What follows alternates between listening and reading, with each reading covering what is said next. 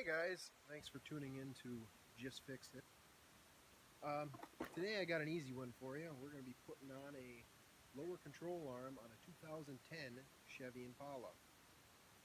So before we get started, if you could click that subscribe button, that would be much appreciated. Here we go. So first thing we're going to want to do is we're going to want to take our sway bar link out. So to do that, you just take this nut off and this bar will come up and you pull your blocks out and the bolt out the bottom. Next thing you're going to want to do after you get that done is you're going to want to take this clip out of your lower ball joint nut and take the nut off. Then you're also going to want to take these wires off of the control arm so you don't rip those off. Once you finish that, you're going to want to take your tie rod end out, take this nut off, and then take a big hammer and hit right here on it until this tie rod pops. And if it doesn't pop, grab a bigger hammer.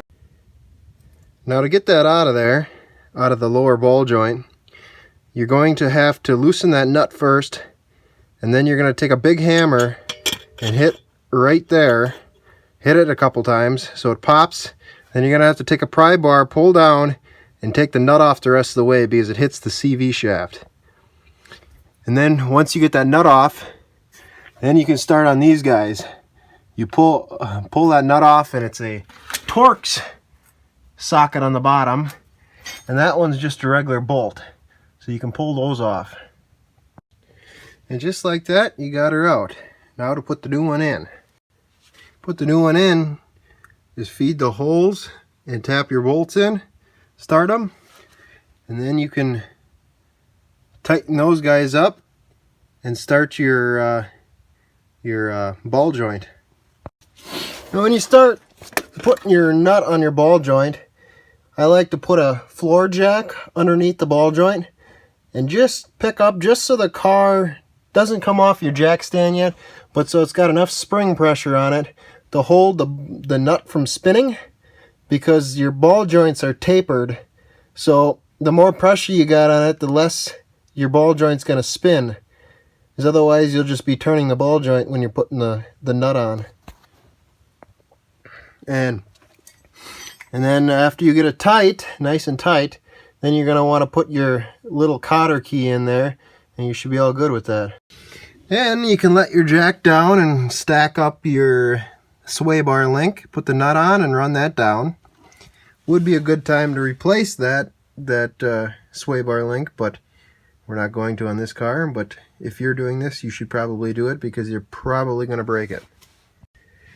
Then what you're going to want to do is hook your ABS wire back in. Make sure you get her all back in the holes.